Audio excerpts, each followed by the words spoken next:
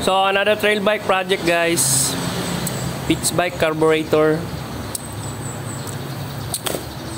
So babaklasin namin to and titignan namin kung ano pang dapat baguhin sa setup na to, kasi setup na to kaso medyo medyo kinulang. So ito yung mga gamit niya. Ito yung basket, naka-lighten na. Yung primary, naka-lighten na din. Ito yung flywheel. So ito yung head niya. Nagpadala ako ng bagong head, yung stock talaga, para ako na yung mag-port. Yung cams Phyto. So medyo tatrabahuin ko pa to. So sa mga may balak pa lang paggawa, so hindi madalian yung paggawa ng trail bike mga do, kasi lahat ng galaw mo is dinumero lahat.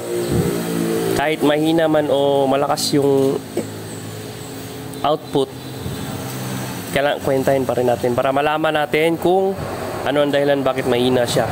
Kailangan nakakalculate siya lahat. So nung nag-aaral pa ako, sinabi ko sarili ko na bakit calculate pa. Ngayon ko nagamit nun, tatrabaho na ako. So ito naman yung crankshaft niya. Phyto din. Yung gearing, yan yun, naka-lighten.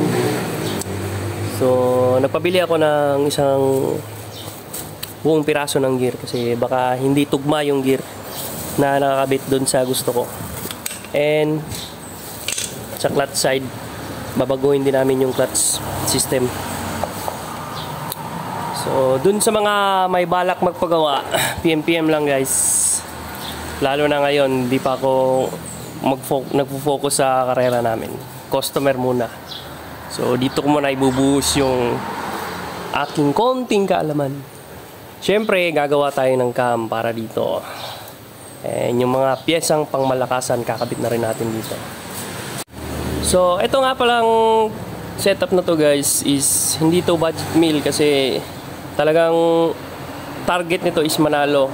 So ngayon, nagsabi sa akin, nag-PM sa akin na may budget meal ba daw ako na setup. Siyempre meron naman, kaso hindi sa pang karera at saka hindi sa pang daily, kasi yung pang daily kasi pang araw-arawin mo yan, and yung pyesa na gagamitin mo is budget meal lang talaga, masisira talaga yan. Hindi yung siyempre yung gagamitin natin is yung pang daily talaga na setup na magtatagal. At siyempre setup yung pinag-uusapan, siyempre ayaw mo naman na mahina.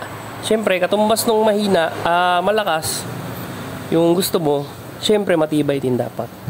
So ganun yun guys. Kaya hindi tayo dun sa budget meal. Merong budget meal, yung mga slight na modes lang, like magkakabit na lang ka, mag-high cup ng konti, tsaka mag-re-rigid ng carb, pwede yun. Pero sa pang racing na, wala. Pag nag-budget ka sa racing, talo tayo dun. Kawawa yung natin, racing team. Kawawa yung yung pagod natin lahat. Mababaliwala yun lahat pag budget meal lang, kasi masisira lang. At hindi masisira, hindi malakas, kasi hindi matibay yung pyesa na ginamit. So ito yung sample sa cam ko. So hindi talaga ito yung ikakabit namin, pero may purpose to bakit ganito yung itsura niya. So sa ibang motor to, kaya yung lahat ng pang race bike namin ngayon is sariling gawa ko na yung cam. So sa mga magpi-PM guys, PM lang, mag-o-order kayo. So iba yung itsura, di ba? So ewan ko po, yung iba nakagawa na ba ng ganitong type. So kanya-kanya kasi yan. So kanya-kanyang idea. And yung mga idea mo is ma-apply mo sa karera. So ganun yun guys. So thank you sa mga mag-PM na, PM lang kayo kung gusto nyo yung pangmalakasang mga gawa. So ayan na yung mga motor natin dyan, pang karera. May XRM 4 valves. Ito yung motor naman natin nanalo last time. So 65mm, 2 valves, all pitch bike. Yung pipe, dapat ulitin ko pa to kasi masyadong maliit. So yung take note guys, yung kinalaban yan is puro 4 valves lahat. Nasa 70, 680mm yung mga kalaban natin dyan. So laki ninalo naman. So napakapangit ng itsura. Bahala na. Kasi hindi kami nag-focus masyado sa karera, sa motocross eh. So drag race talaga kami. Pero tinitikman din namin yung mga putik paminsan-minsan, pati yung sa circuit. So ito naman, may nagpagawa rin ng cam. Ginawa ko rin yung cam nito. 4 valves na malaki yung spacer. So nagkawa na to ni Artel. And kinuna namin ng degree goods naman yung cam timing. So tuning na lang.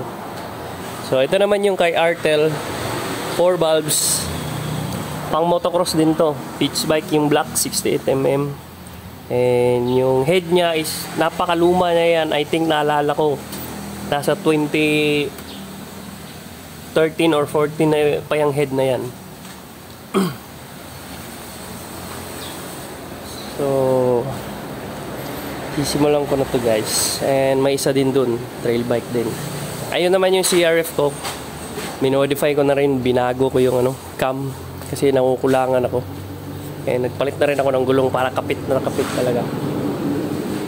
So hanggang dito lang yung video natin guys. Thank you, abang-abang sa paggawa nito.